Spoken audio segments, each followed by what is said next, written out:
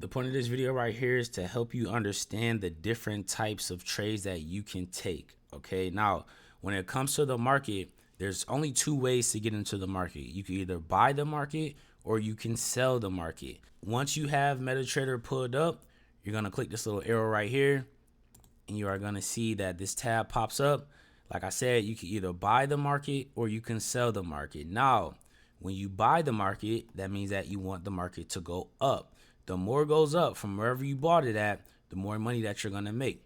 When you sell the market, that means that you want the market to go down. The more it goes down from wherever you sell it at, the more money that you're gonna make. So if you buy the market and it goes down, that means that you're gonna be losing money.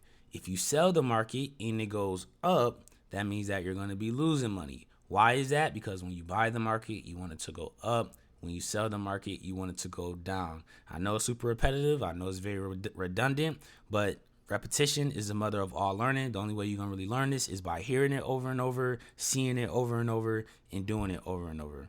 So now you might be thinking to yourself like, okay, that kind of makes sense. I buy it when I want it to go up. I sell it when I want to go down. But how do I know how much money I'm going to be making or losing? That right there is going to depend on your lot size. This button right here, this is going to determine your lot size. Now, what is a lot size? Think of a lot size kind of like shares. So like when it comes to stocks, how you can buy 1 share of a stock or 2 shares of a stock, 5 shares of a stock. That's kind of what a lot size is. Or you can kind of think of it as like, how much are you putting up? How many pieces of it are you buying? How many pieces of it are you selling?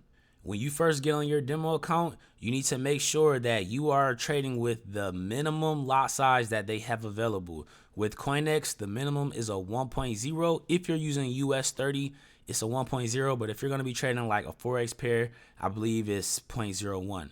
But all you got to do to know the minimum, just go all the way down to 0 and then click the up arrow one time and it'll show you the minimum.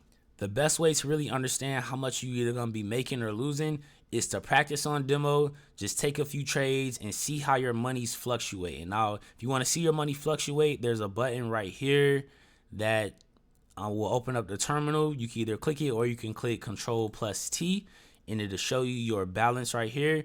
And when you enter a trade, you'll see your profit and loss. I'll explain a little bit more about that in the next lessons. But that'll be the best way for you to understand how lot sizes work and what lot size would be the best for you and your account size. The next thing that we're going to talk about are the trading basics. It's different ways that you can get into the market, and this lesson is to help you understand the different ways that you can actually get into the market. So the very first way that you can get into the market is with a market execution.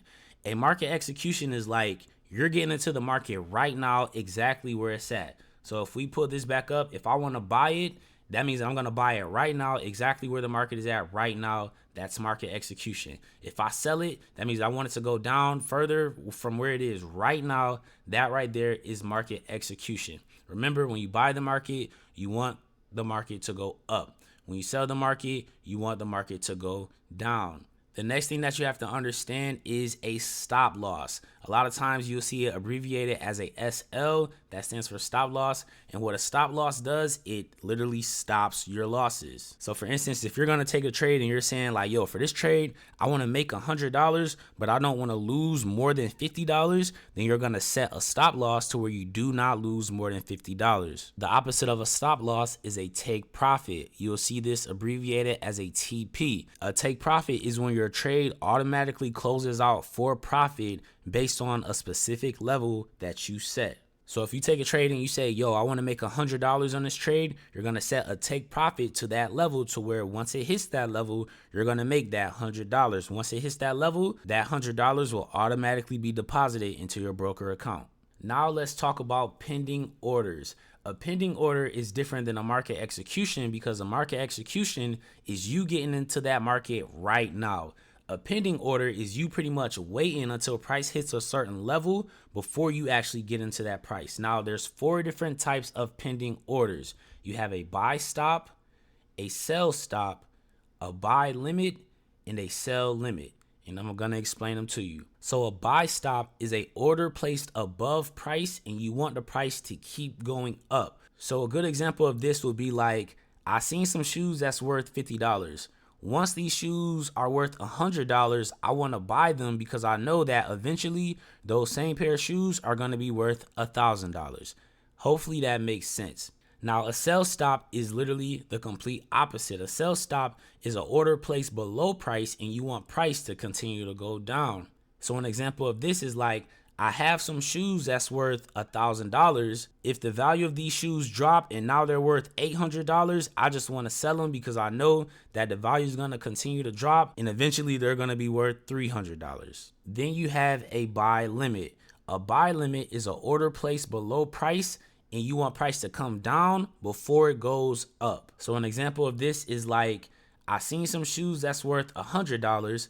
I'm going to wait until these shoes become worth $50 and then I'm going to buy them because I know that eventually they're going to be worth $500. A sell limit is the complete opposite. A sell limit is an order placed above price. You want price to come up to that level because you know that eventually it's going to start going down.